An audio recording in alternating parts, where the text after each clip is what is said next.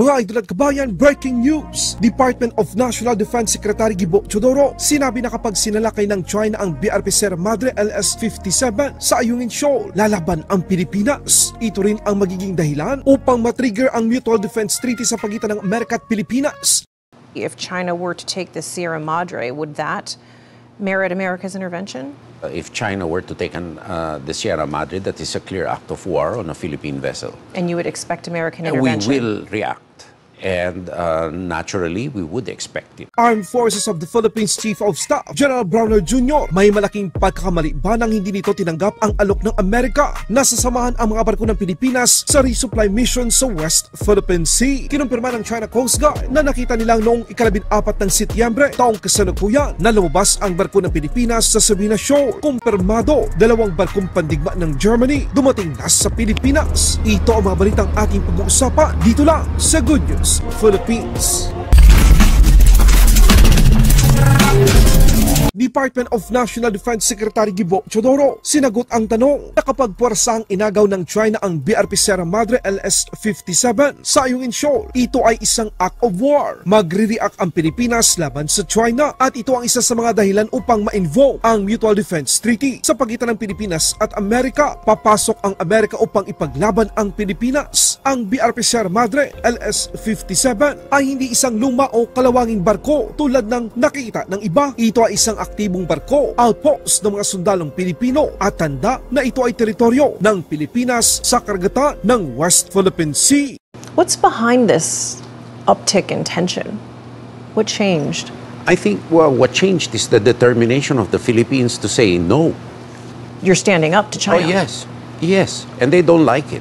If China were to take the Sierra Madre, would that merit America's intervention? If China were to take the Sierra Madre, that is a clear act of war on a Philippine vessel. And you would expect American intervention? We will react. And naturally, we would expect it. You're talking about a rusty old warship. How realistic is it to expect the United States to intervene over the fate of a warship like that? There are people in there. That is an outpost of Philippine sovereignty. So we're not talking about a rusty old vessel solely. We're talking about a piece of Philippine territory in there. Marami pa rin sa ating mga Pilipino ang hindi makapaniwala sa bagong development sa Escoda Shoal. Ayon sa Philippine Coast Guard Commander, hindi umatras ang kanilang barko sa Escoda. Merong nagsabi na ito ay resulta ng pag-uusap ng Pilipinas at China, kaya't inalis na ang barko ng Pilipinas sa Escoda Shoal. Pero ito ay itinanggi naman ng Department of Foreign Affairs. Ayon kay Secretary Manalo na walang kasunduang napag-usapan ng Pilipinas at China upang alisin ang BRP-3 sa Magbanwa sa Escoda o Sabina Shoal. Dismayado din ang karamihan sa ating mga kabayan kung nabigyan lang sana ng supply ang MRRV 9701. Naroroon pa rin sana ito nakaangkla bilang tanda ng ating soberanya sa Escoda Shoal. Mga kababayan tayong sinisisi naman ang pagkukulang ng Armed Forces of the Philippines dahil sa hindi nito pagtanggap ng alok na tulong ng Amerika. Nasasamahan nito ang resupply mission ng Pilipinas sa West Philippine Sea. Kung inyong maalala mga kabayan, noong ika-30 ng Agosto taong kasalukuyan, matapos mag-alok ang Indo-Pacific Command ng tulong na pwede nitong sama ng resupply mission sa West Philippine Sea, tinanggihan naman ito ng Armed Forces of the Philippines. Sinabi ni Armed Forces of the Philippines Chief of Staff Romeo Browner Jr. na kapag nagutom na ang mga sundalo natin at wala na silang mga supply dahil sa hinaharangan ng ito ng China at kapag sila ay nasa bingit na ng kamatayan, doon pa lang tayo hingi ng tulong sa Amerika. Dahil ayon sa Armed Forces of the Philippines Chief of Staff, marami pa namang daw mga opsyon ang Pilipinas. Sang-ayon ba kayo dito mga kabayan?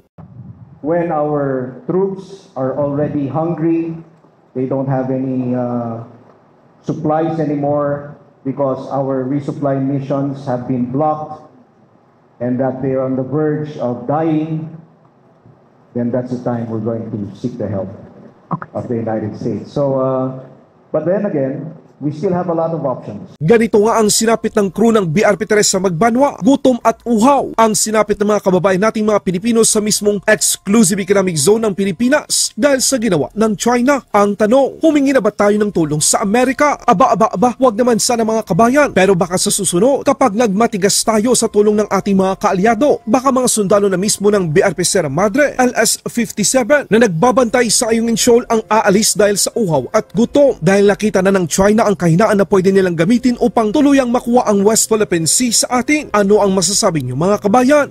Permado, 2 barkong pandigma ng Germany dumating na sa Pilipinas.